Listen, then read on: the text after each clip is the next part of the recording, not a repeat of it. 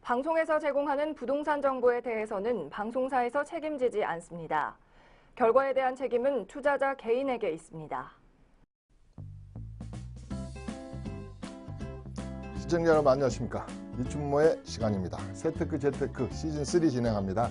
어느덧 54회입니다. 이제는 6번째 정도 남아있네요. 그래서 제가 내년에 2019년 황금 돼지 때 그래서 이제 신년 기획으로 얘기를 하고 있습니다. 오늘은 특히 좀 중요한 게 그동안의 2년 동안에 이춘모라는 사람이 세테크 재테크에서 생방송 개념으로 52분 동안을 뭘 그렇게 떠들으셨습니까? 뭐가 세테크입니까? 나 오늘 처음 채널을 돌려봤는데 또 다시 보기도 있다지만 이걸 이렇게 어떻게 180개를 다 봅니까? 내가 그 재밌는 사극도 몇 번 보고 맙니다. 이래서 제가 연말 연시고 또 내년은 황금 돼지 때라 그래서 이 방송이 계속 이제 다른 타이틀로도 이제 갈 수도 있고 그래서 마지막 행선지를 향해서 달려가기 때문에 180회 동안 주구장창 2년 동안에 세테크 재테크 이춘모가 진행하는 세테크 재테크에서 무엇을 얘기했나를 한번 더듬어 봤어요. 우리가 과거에는 우리 세대는 예비고사, 요즘 애들은 수능, 무슨 공시족도 마찬가지지만 시험 날짜가 이제 다가오면 이렇게 핵심 정리를 하잖아요. 핵심 정리.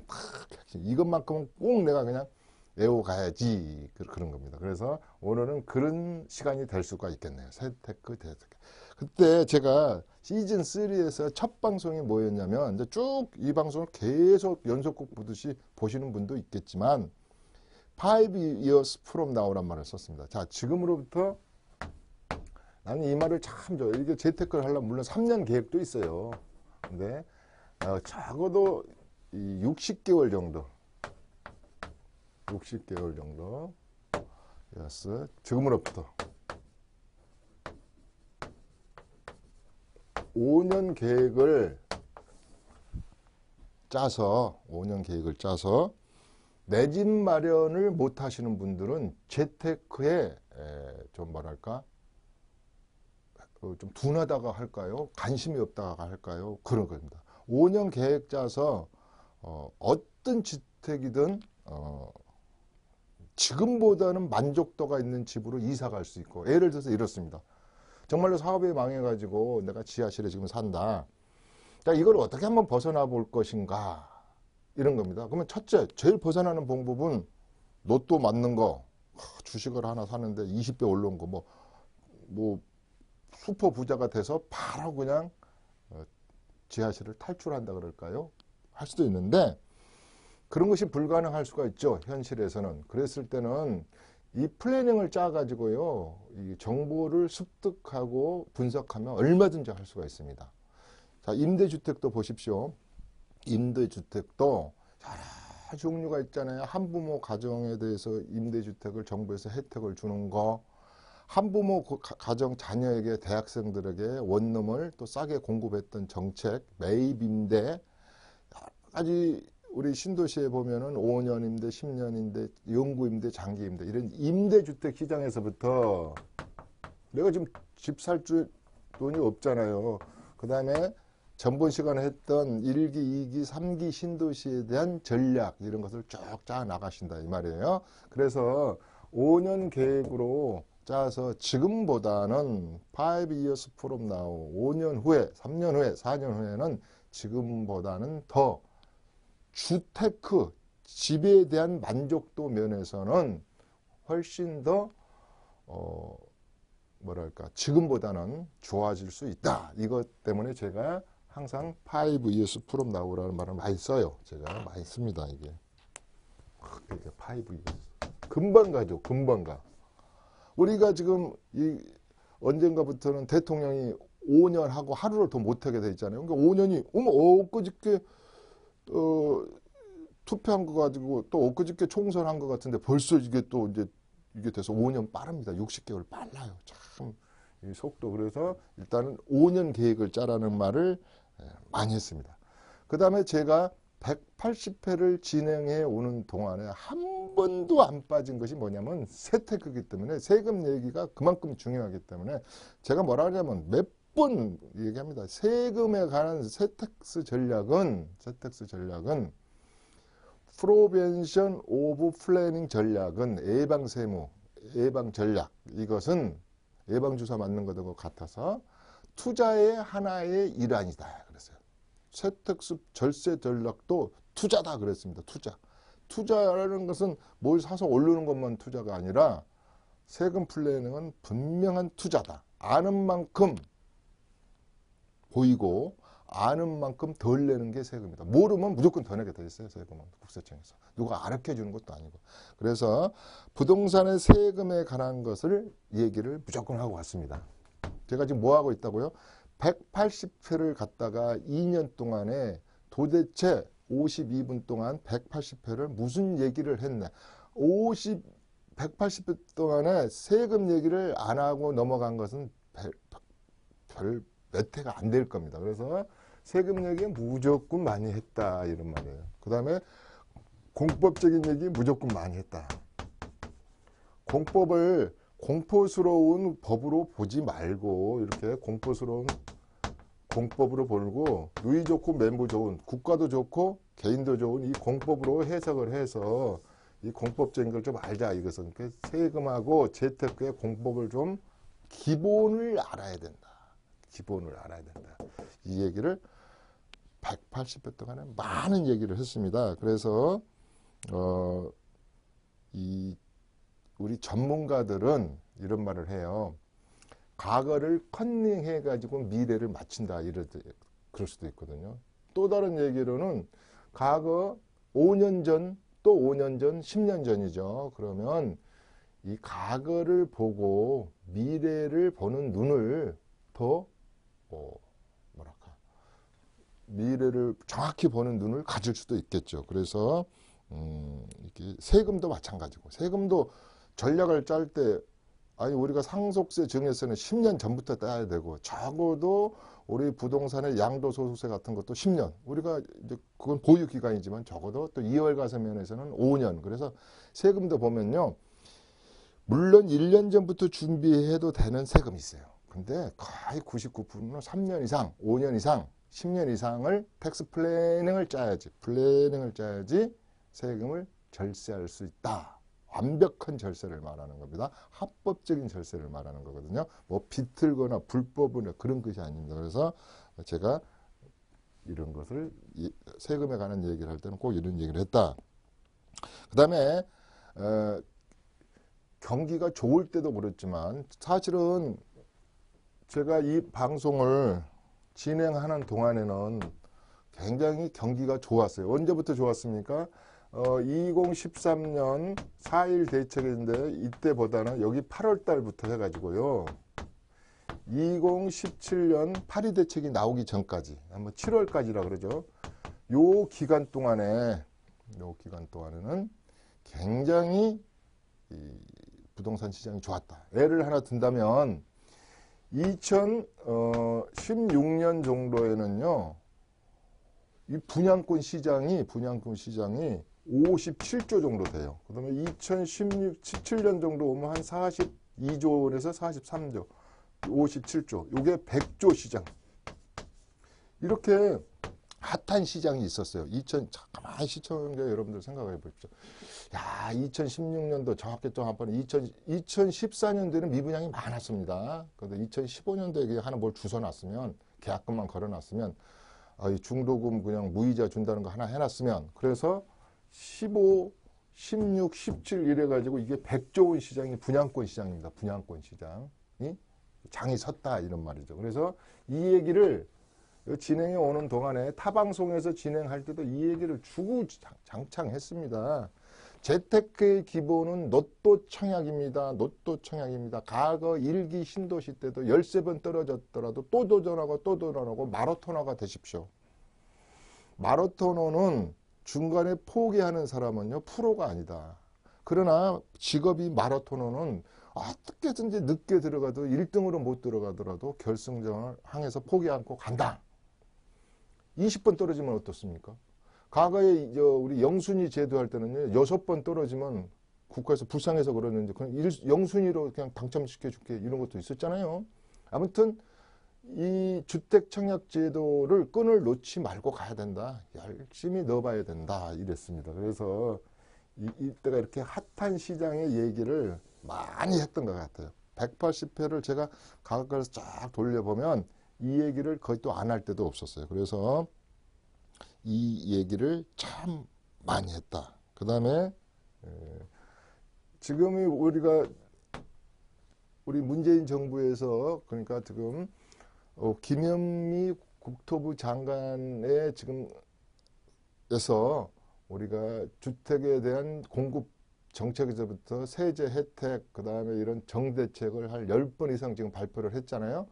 그러면 박근혜 정부 때도 얼마나 많이 발표를 했습니까? 뭐 어느 때나. 그래서 정책 대책에 관한 얘기를 많이 그때그때 했습니다. 정책이나 왜냐하면 정책이나 대책을 거기에 맞춰서 맞대응을 해가면서 내가 세택스 플래닝이랄지 이런 걸 짜가야 되잖아요. 재테크를. 그래서 여러 가지로 정책은 부동산은 그 당시 내가 했던 기억이 나는 게 부동산은 정책에 반비례한다 그랬어요. 그러니까 지금 정책이 제가 뭐라 했냐면 박근혜 정부의 4.1 대책은 2013년도 4.1 정책은 이게 불쏘시개를 갖다 불을 붙여서 이게 활활 타오르게 한 시장이었단 말이에요. 그럼 그 시장을 그때도 제가 이런 세테크 재테크를 무엇이든 물어보세요 이런 걸 진행했었는데 정부에서요 불 붙여줄 때 이것은 집을 사란 얘기입니다. 아니 얼마나 많은 신호를 줬습니까? 자 1세대에서 세대 구성원들끼리 다 12개월이면 주택 청약을 하십시오. DTI, LTV 뭐가 있었습니까? 돈 많이 꿔줍니다. 전매 기간 없습니다. 에서부터 그러니 불이 붙을 수밖에 없었죠. 특히 아파트 공급 시장 면에서는 백조 시장이 섰다 이 말이에요.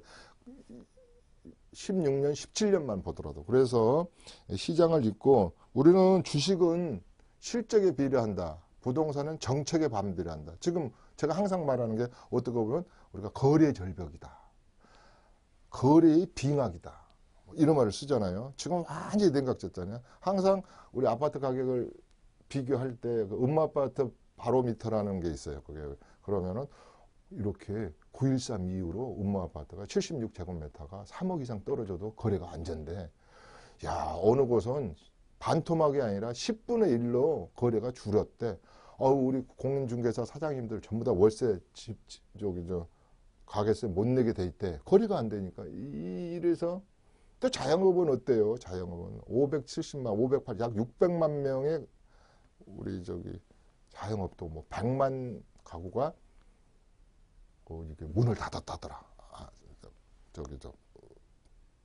이게 그러면 그 상가의 임대료에서부터 여러 가지가 또 이게 문제가 되잖아요. 또 상가에서부터. 그래서 이 한국은 언제나 전번 시간에 제가 역대 12명 크게 나눠서 10명의 대통령이 바뀔 때마다 재테크를 전략을 따로 썼어야 된다. 지금 돌이켜 생각하면 그런 얘기를 했잖아요. 김영삼 정권 때는 준농림지를 했어야 된다. 그 다음에 우리가 김대중 대통령 시절에는 아파트와 그린벨트를 해제를 다 해버렸다. 뭐 이런 거에서부터 여러 가지가 있지 않습니까? 그러니까 이게 냉탕, 온탕을 갖다 한다 그러잖아요. 냉탕 갔다가 온탕 갔다가 냉탕 갔다가 규제했다가 규제 풀었다가 또 규제 안 했다가 더 강화시켰다가 이런 롤러 코스터를 탔다 이런 얘기를 했었어요. 그래서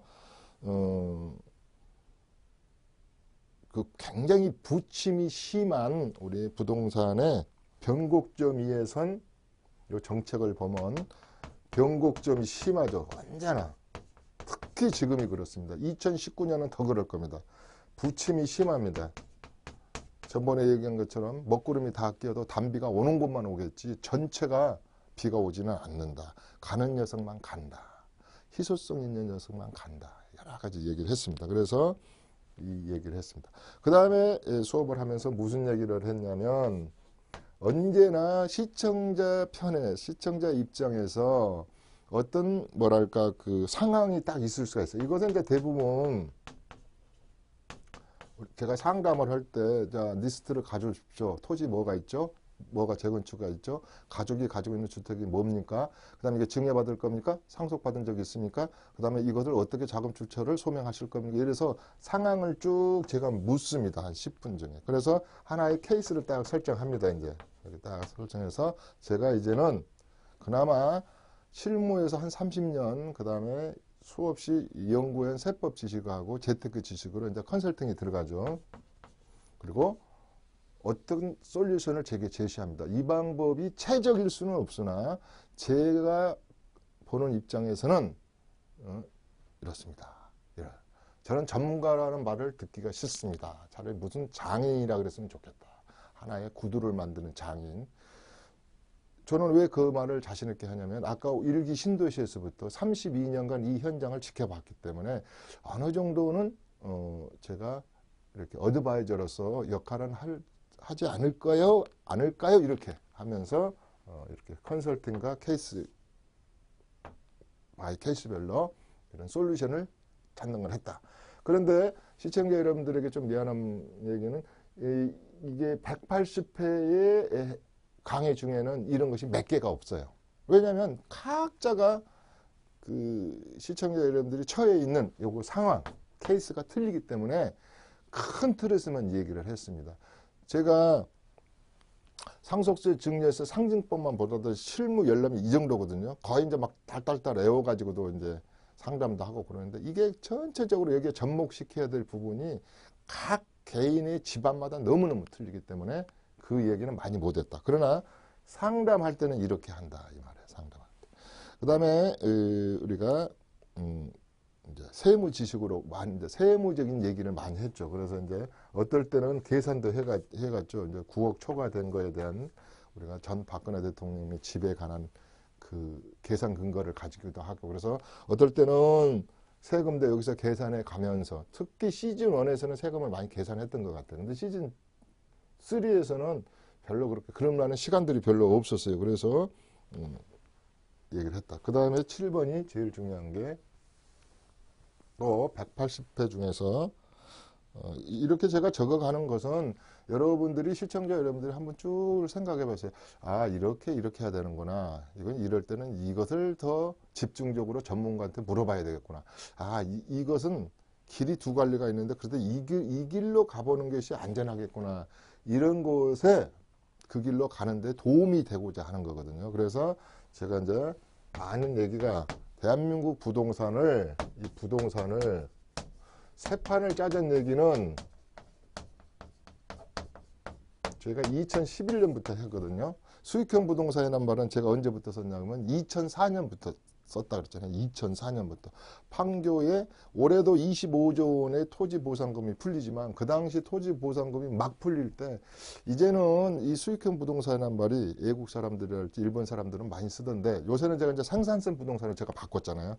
이러던데 이걸 좀 달리 좀 표현을 해서 월세 상품을 이야기하자. 그게 2004년이에요. 제가 i10에 나와가지고 제가 인터뷰한 내용이 거기에 1월 21일자인가 나와요. 아무튼 그래서 이 세판 짜기 이것도 중요한데 두 번째는 요 세금 세판 짜기를 이걸 안 하면 세판 짜기를 안 하면 절대 시장을 이길 수 없다. 이 두 개를 합한 것이 누 세판 짜기다.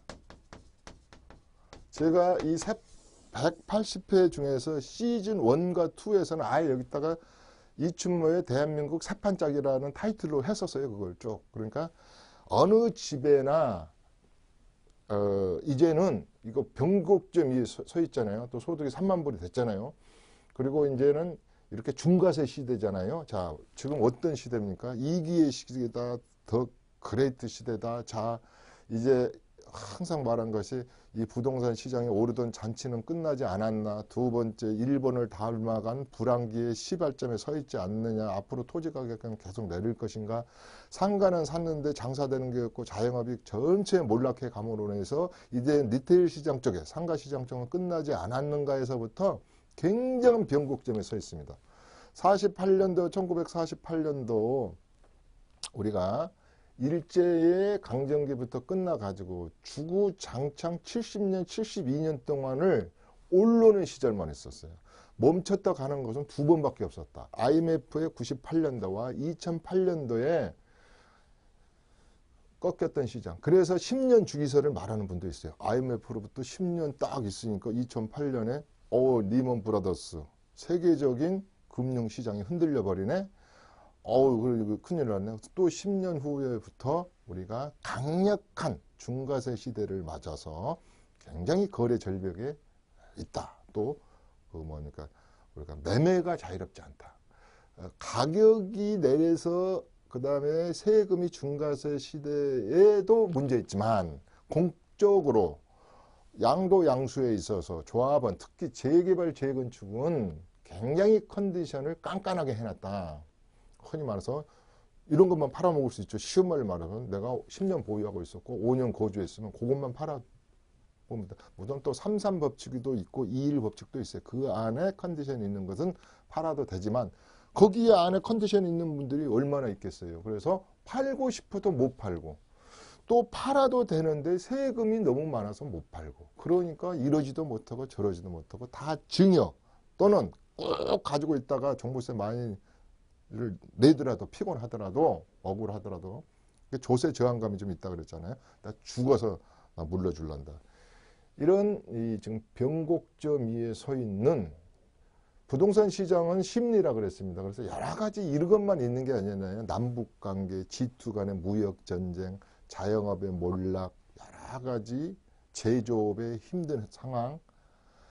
이 부동산 시장은 시장을 이기려면요. 가수요자와 인컴 소득이 있어야지 내가 집을 살 거 아닙니까? 이제는 은행에서 LTV, 신DTI 융자도 안 해줘. 이자는 이제 5%대를 넘고 있어. 그러니까 과거 제가 32년 동안에 일기 신도시부터 88년도에서부터 지켜본 현장에서 본 2019년의 황금 대지 때의 부동산 시장은 과거하고 틀립니다. 아주 틀립니다. 2018년은 계속 정대책을 주사요법으로 쓰다 보니까 잘 몰랐어요. 이제는 그 약발 효과가 2019년부터 나타나고 있습니다. 지금 이미 2019년 9월 13일부터 나타나고 있다고 봐도 돼요. 작년 2017년도 파리 대책 때는 그래가지고 부동산 가격이 더 올랐어요. 아다시피 서울이 막 더 오르고 그랬는데 이제는 좀 뭔가 틀려지지 않느냐. 그 다음에 중요한 것은 부동산 시장에서 옥석 가려야 된다 이 말이죠. 어떤 녀석은 버리고 어떤 녀석은 통폐합하고 어떤 녀석은 더 홀딩하고 어떤 것은 줄이고 이렇게 해서 심플하고 똘똘하고 간추려서 관리하기 쉬운 쪽의 부동산으로 가야 됩니다. 이건. 다다익선 시대가 절대 아니다 이 말이죠. 그래서 포트폴리오도 현금도 좀 가지고 계시고 부동산도 좀 가지고 계시는데 그것을 난잡하게 깔 일이 아니라 잘 매니저먼트 세 판 짜고 또 세 판을 짜서 다 합해가지고 누판을 짜라. 이 얘기를 제가 침이 마르도록 했다 이 말입니다. 그 얘기를 제일 많이 했고 그 다음에 이제 8번은 또 뭔 얘기를 했느냐.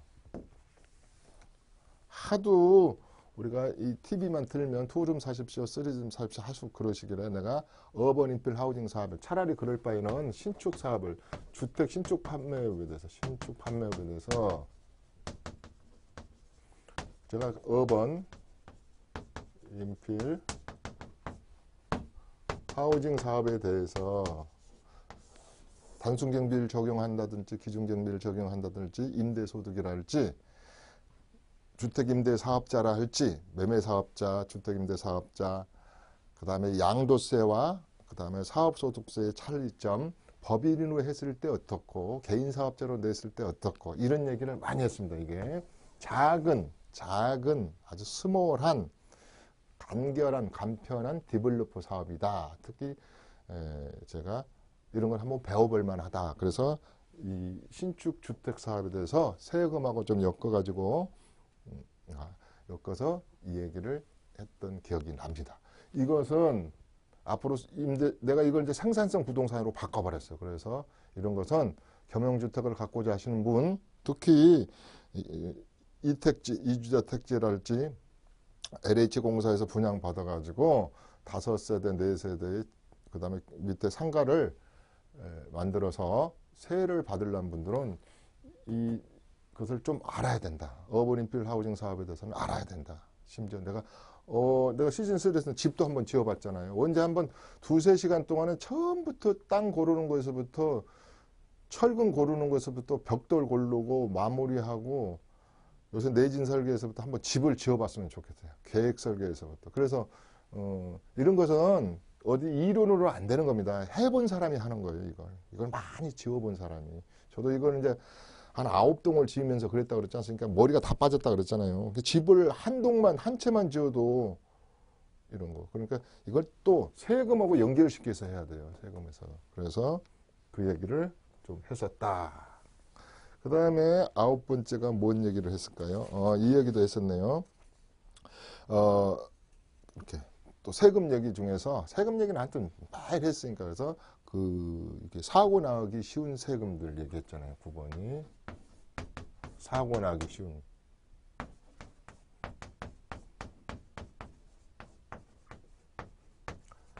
왜 사고가 날까요? 첫째, 헷갈리기 때문에 그러거든요. 헷갈리기 때문에. 헷갈린다 이 말이에요. 헷갈린다.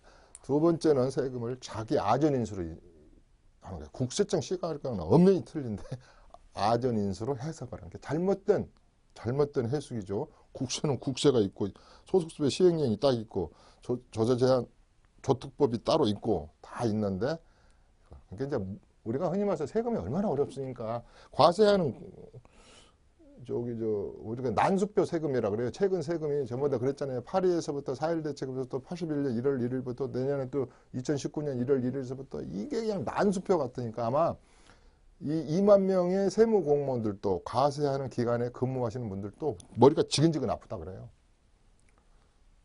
그래서 이 헷갈리기 쉬운 거다. 특히 주택에 관한 이 부동산에 관한 세금은 양날의 칼이다 그랬습니다. 자, 이 조항에 있어서 많이 봐주기도 하지만 2주택, 다주택은 많이 가지고 있으면 가장 중과세율을 토지 못지않게 토지보다 더. 토지는 그나마 비업무용 토지는 10%포인트 중과세율이지만 3주택자는 우리 규제지역 내에서는 20%, 그러니까 68%의 세금 구간이다 그랬습니다. 제가. 그만큼 또 장특세 안 해주기도 하고 그래서 그만큼 어렵고 거기에다 또 주택임대사업부를 결부시켜야 되고 여러 가지 실질과세 원칙까지 다 따져서 이야기를 하다 보니까 가장 어렵습니다. 요즘은 규제세금, 정책세금, 바뀐 세금, 세법 개정안, 그 다음에 여러 가지의 임대소득세 이런 것을 다 복합적으로 이걸 다뤄야 되기 때문에 그만큼 머리가 아프다. 하물며 시청자 여러분들은 또 자기 다른 비즈니스가 있을 텐데 밥 먹고 맨날 세테크 재테크만 하는 건 아니잖아요. 저처럼. 그렇기 때문에 이렇다. 그 다음에 가장 제가 하고자 했고 시즌1이나 시즌2에서도 가장 많이 했던 얘기가 있어요. 그게 여러분들 기억나겠지만 요 단어만 알고 가도 좋겠다. 이 말은 했습니다. 그래서 이제 이게 백리도일이라고 했잖아요.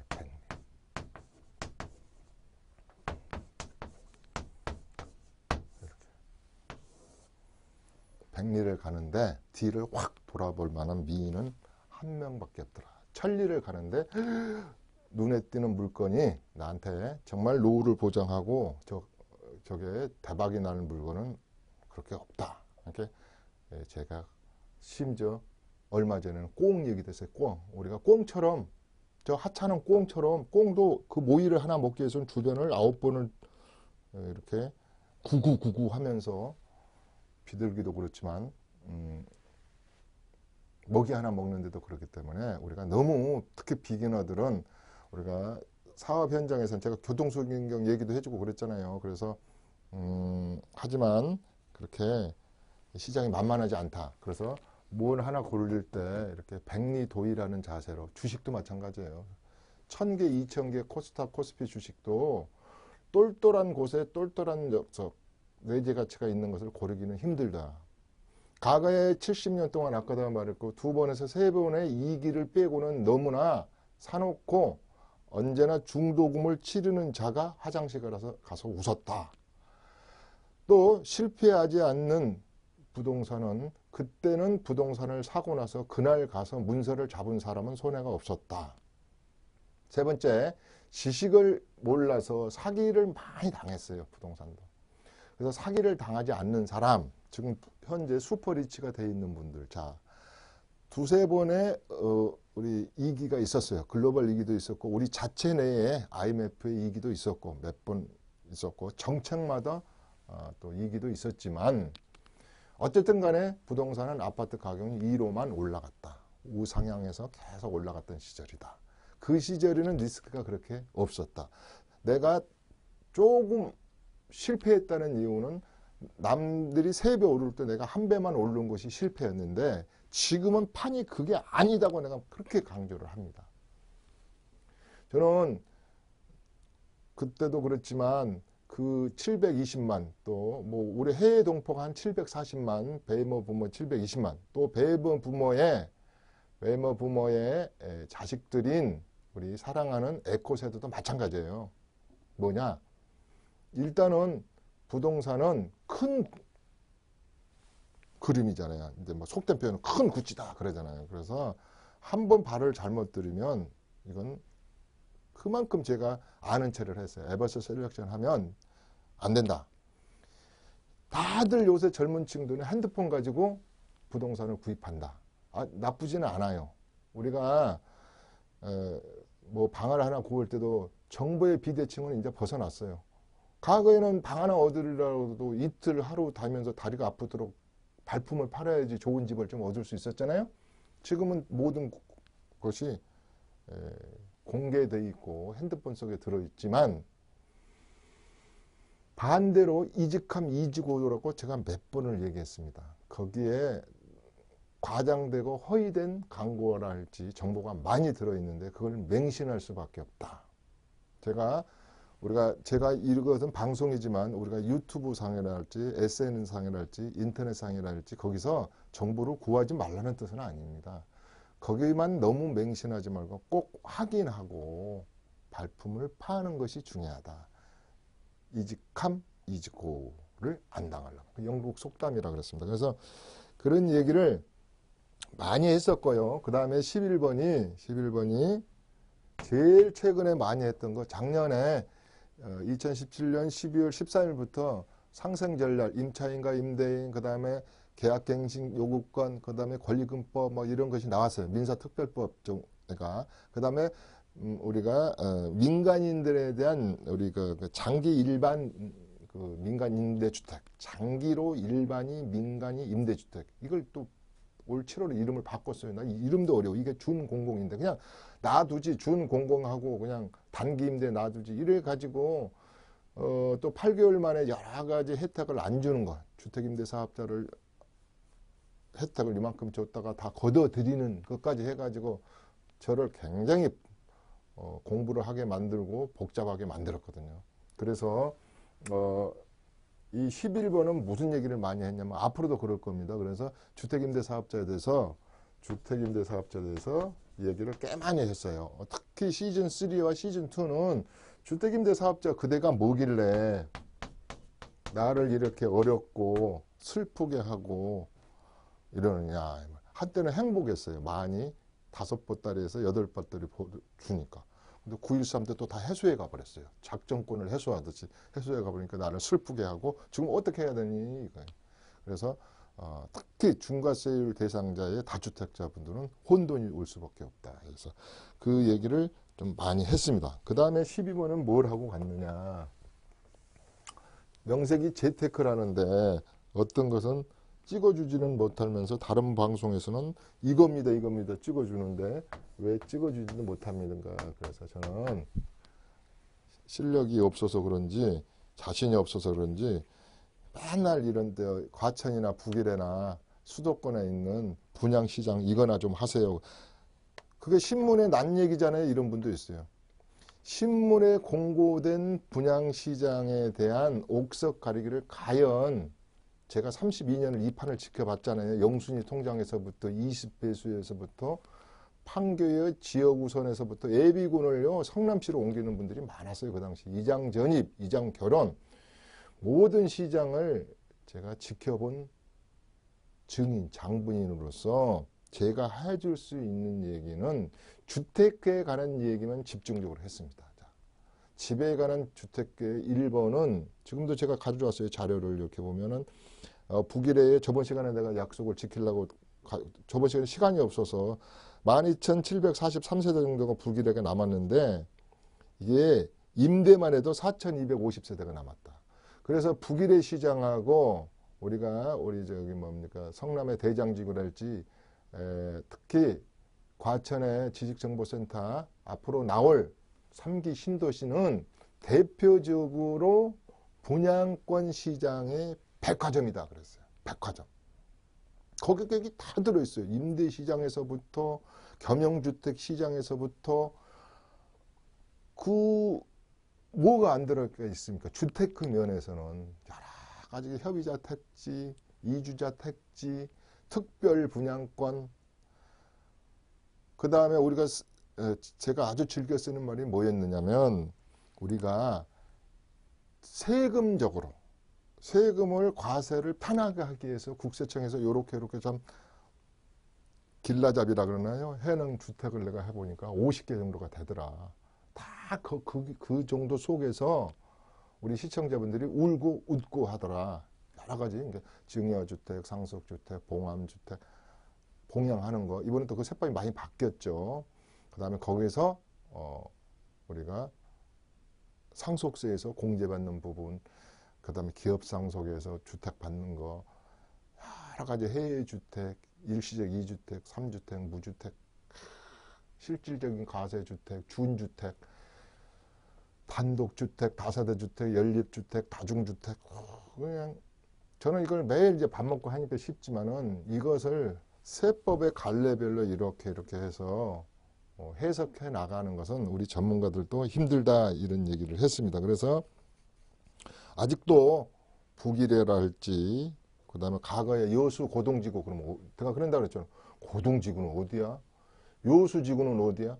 아 저기 어디 뭐 춘천에 있나? 전부 다 내곡동 옆에 붙어 있는 그 다 그냥 내곡동, 세곡동 제가 삼곡이라 그랬잖아요. 대곡이 앞으로 개장고 그 당시 내곡동, 세곡동, 자곡동, 대곡, 능곡, 오곡을 중시해라 이런 거에서부터 제가 어느 로케이션적인 얘기는 발언은 꽤 했습니다. 근데 그것을 시청자 여러분들에게 제가 한 가지 너무 깊숙이 좀 못했다는 거에 대해서는 사과를 좀 드려요. 그냥 막 이게 좀 그 당시 경기도 좋았으니까 이게 여기에 돈을 좀 묻어야 됩니다. 이렇게 했으면 시청자분들이 저를 신뢰하신 분들은 거기 묻고 땅을 사신 분들은 많이 돈을 벌으셨을 텐데 그걸 강하게 못했다 이 말이에요. 그래서 뭐 검단 신도시 고촌 이런 얘기를 자신 있게 많이 못했다 이 말이에요. 그래서 물론 제가 좀 더 공적 방송을 벗어나서 세미나 시간에서는 좀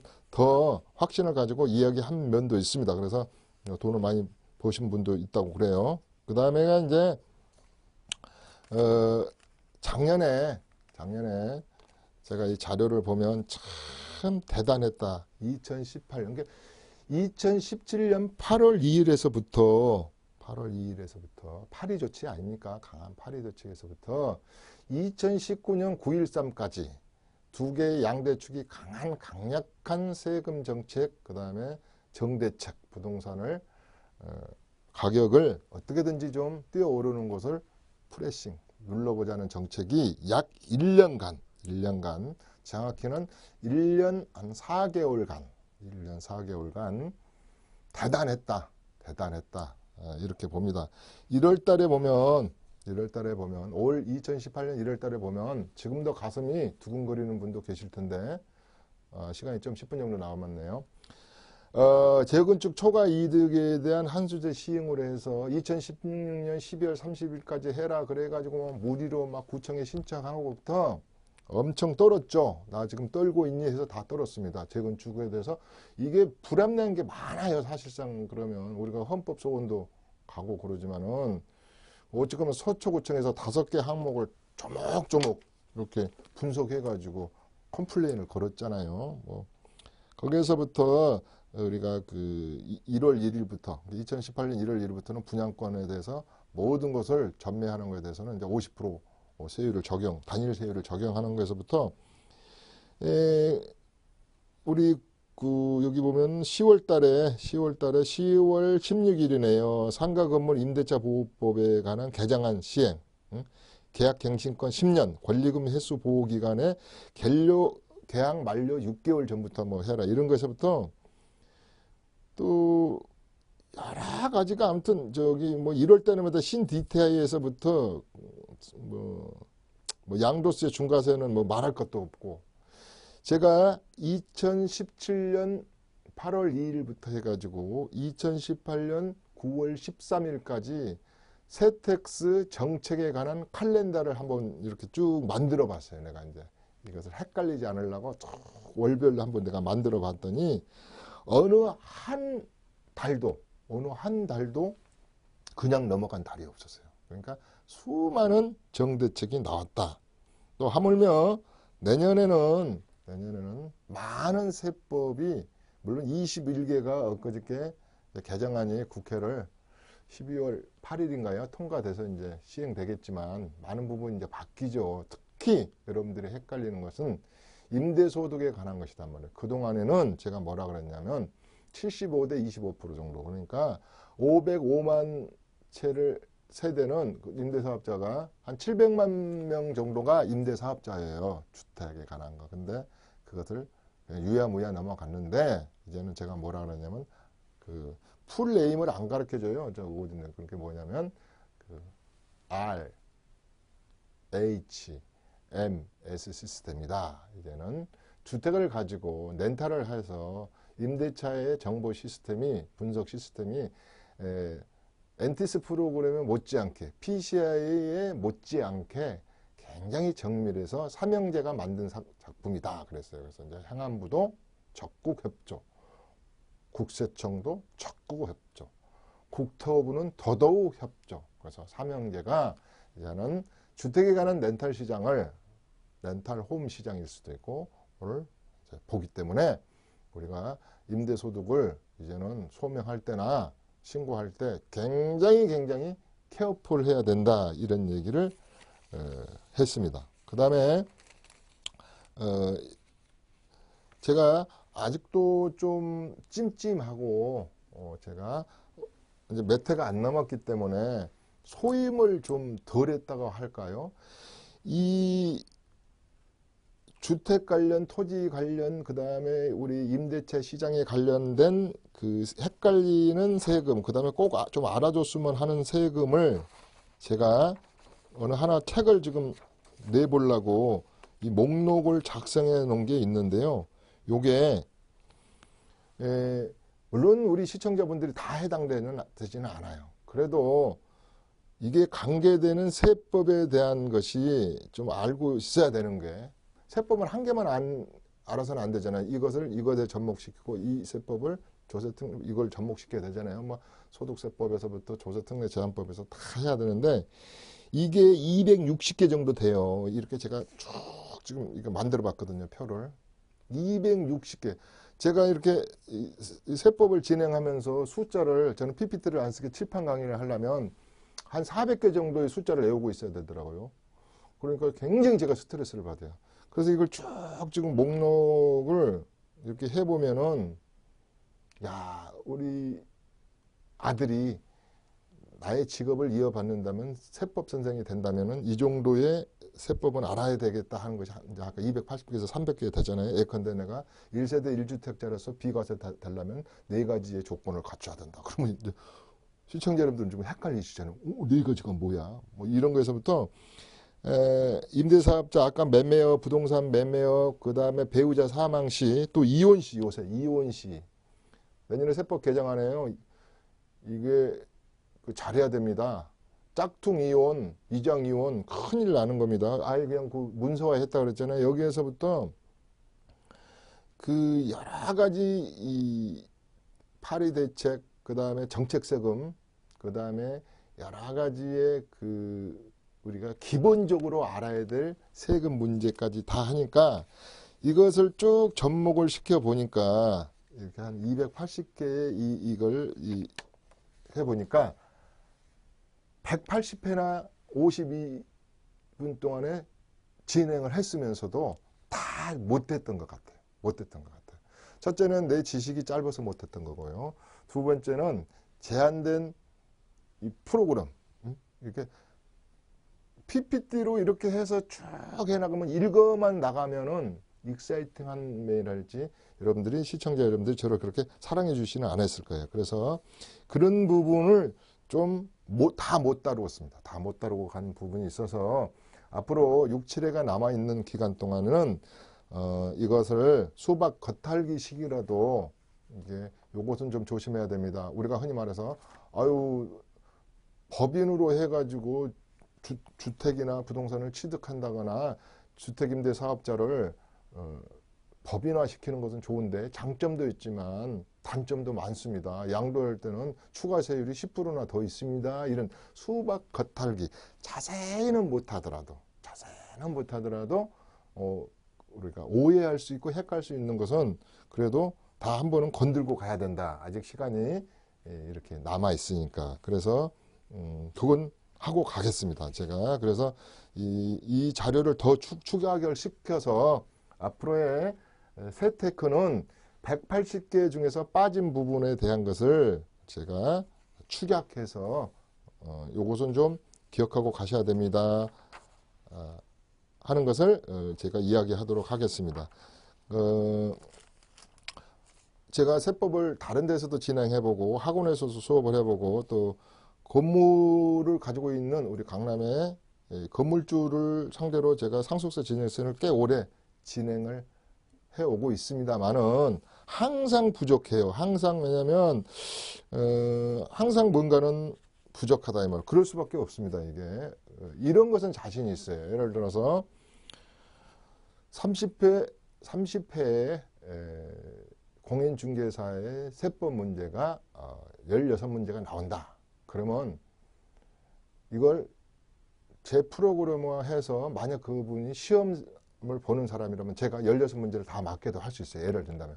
그것은 굉장히 쉬워요.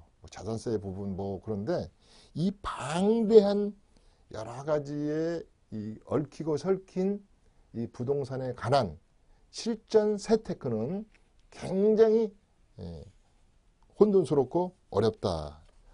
이런 얘기를 했습니다. 그 다음에 이제 마지막으로 끝내라 그러니까 제가 몇 개를 앞으로 이제 6, 7회가 남았지만 결국은 2019년 황금 때는 주식이든 그 다음에 우리 주택이든 어떤 재테크 시장이 굉장히 좀 우려스러운 면이 있다. 다른 말로 말하면 베어마켓이라 그러잖아요. 불마켓 시장은 지금 4년 6, 7개월이 불마켓 시장이었다면 베어마켓 시장이다. 여러 가지 그 다음에 내년에 공급이 35만 가구 정도 공급을 한다고 합니다. 물론 이 중에서는 여러 규제 때문에 20만 가구 정도는 2월 된 것도 있어요. 그래서 수도권에 그것도 20만 가구를 공급을 한다 그러니까 이게 공급량이 그렇게 많은 건 아니에요. 물론 12% 정도 올랐다 그러는데요.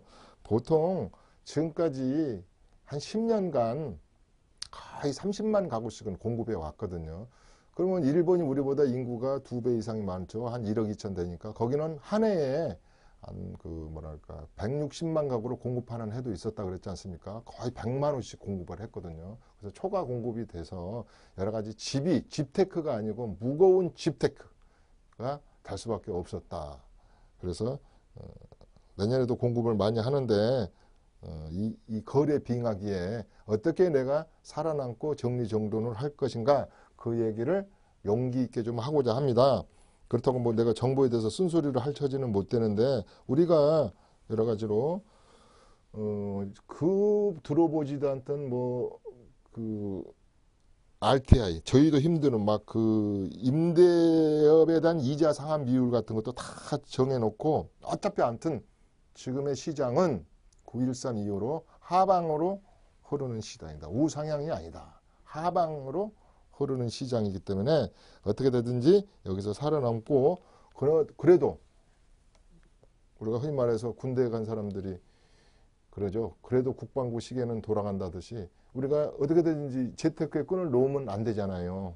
재테크는 더 그렇잖아요. 그래서 2019년도에도 그렇게 제가 진행을 하고자 합니다. 좀 더. 그런데 다른, 제가 그랬지 않습니까?